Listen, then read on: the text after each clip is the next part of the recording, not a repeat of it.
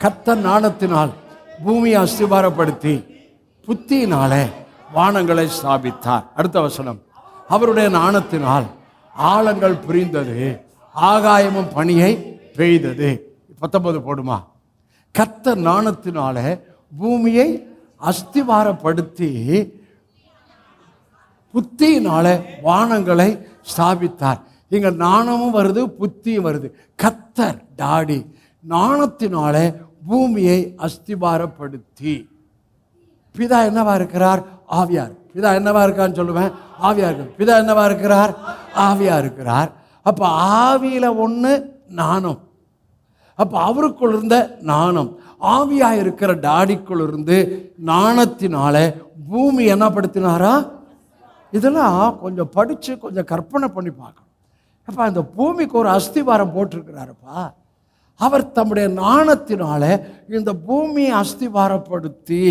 உங்க வீட்டுக்கு அஸ்திவாரம் இருக்கு இல்லையா? சபைக்கு அஸ்திவாரம் யார் தெரியுமா? இருங்க 1 கொரிந்தியர் 3 போடப்பட்டிருக்கிற அஸ்திபாரம் ஆகிய இயேசு கிறிஸ்துவை அல்லாமல் வேற அஸ்திபாரத்தை போட ஒருவனாலும் கூடாது. நீங்க ஒரு ஸ்ட்ராங் ஃபவுண்டேஷன்ல இருக்கிறீங்க. ஏனென்றால் ஜீசஸ் இங்கே ப்ரீச் பண்ணப்படுகிறார்.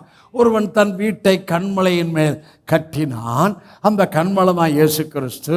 இங்கே கன்மலையாக இயேசுவுக்குள், இயேசுவின் வெளிச்சத்துக்குள் நாம் கட்டப்பட்டு வருகிறோம். நம்முடைய குடும்பங்கள், பிள்ளைகள் கட்டப்பட்டு வருகிறார்கள்.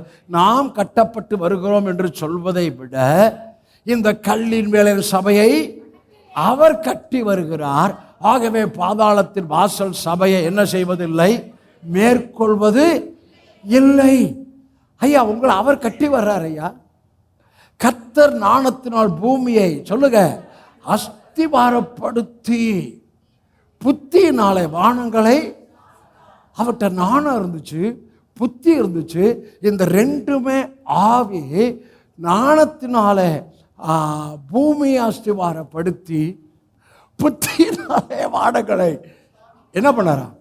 எஸ்டாப்ளிஷ். புத்தியினால வானம். அவர் இப்போ வானத்தை பாருங்களேன், அது ஒரு புத்தியை காமிக்குது.